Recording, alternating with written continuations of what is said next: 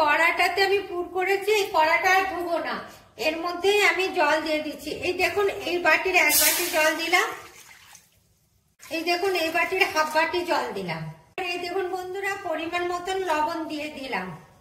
দেখুন বন্ধুরা জলটা হালকা গরম হয়েছে, এবার একটুখানি জল তুলে নিলাম।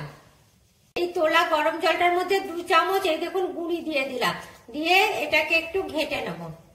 এরকম করে ঘেটে নিলাম। আমাদের এটা বলে আউরিয়া পানি, আপনারা কি বলেন জানি না। এটা দিলে পিঠেটা খুব নরম হয়।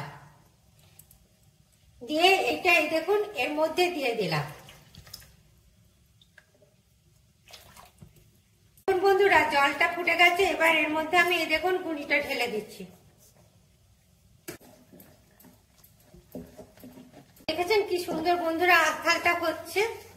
এইরকম আঁথাল আপনি চালের গুঁড়ির রুটির ক্ষেত্রেও করতে পারেন, সব ক্ষেত্রে আপনি এটা করতে পারেন। হয়ে গেছে, একদম পারফেক্ট পিঠে করার ডোটা হয়ে গেছে। এবার এটাকে আমি নামিয়ে নিচ্ছি। এই গুঁড়িটা একদিকে থাকলো, এই দেখুন বন্ধুরা ডোটাকে নামিয়ে নিলাম। এবার এটাকে আমি চলুন পিঠে আকারে করে নিই। এই দেখুন বন্ধুরা একটুখানি গুঁড়ি নিয়ে ভালো করে ডোটাকে প্রথমে মুছে নেব। পুরোটা মুছে নেব, মুছে নিয়ে এই রুটিগুলোকে বানিয়ে নেব, চালের রুটি বানাবো। ঠিক আছে, কি সুন্দর আঁথালটা হচ্ছে, নরম নরম ফুলকো ফুলকো চালের রুটি হবে। একটুখানি গুঁড়ি দিয়ে দিলাম, দিয়ে ডোটাকে ভালো করে সুন্দর করে নেব।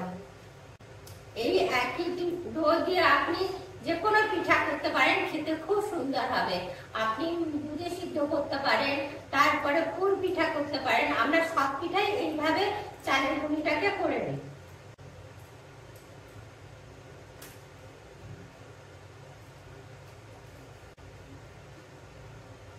এইভাবে লেন কেটে নিতে হবে।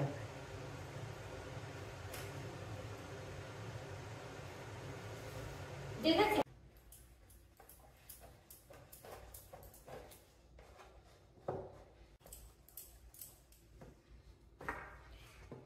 এই দেখুন বন্ধুরা কি সুন্দর পাতলা পাতলা চালের রুটি হচ্ছে। আপনারাও ঠিক এইভাবে বেলে নেবেন। এই দেখেছেন বন্ধুরা কি দারুণ চালের রুটিগুলো হয়েছে। এবার এই দেখুন তাওয়াটা গরম হয়ে গেছে, এবার এই চালের রুটিটা দিয়ে দিলাম। এটা এবার আমি সেঁকে নেব। এই দেখুন বন্ধুরা এক পাশটা হয়ে গেছে, এবার এই দেখুন উল্টে দিলাম। এই দেখেছেন বন্ধুরা চালের রুটিটা কিরকম আস্তে আস্তে ফুলে উঠছে। দেখেছেন বন্ধুরা কিরকম ফুলে উঠলো। এইভাবে সমস্ত রুটিগুলো আমি সেঁকে নেব। দেখেছেন কি সুন্দর একদম গোল হয়ে ফুলে উঠলো। এই দেখেছেন বন্ধুরা কি সুন্দর চালের রুটিটা হয়েছে। এই দেখুন একদম পাতলা পাতলা নরম একদম সাদা চালের রুটি হয়েছে। আপনারাও ঠিক এইভাবে এই প্রসেসে যদি চালের রুটি করেন তাহলে একদম নরম পাতলা পাতলা চালের রুটি হবে। আর আমার ভিডিওটা যদি আপনাদের পছন্দ হয়ে থাকে তবে লাইক করবেন, কমেন্ট করবেন, সাবস্ক্রাইব করবেন। Thank you.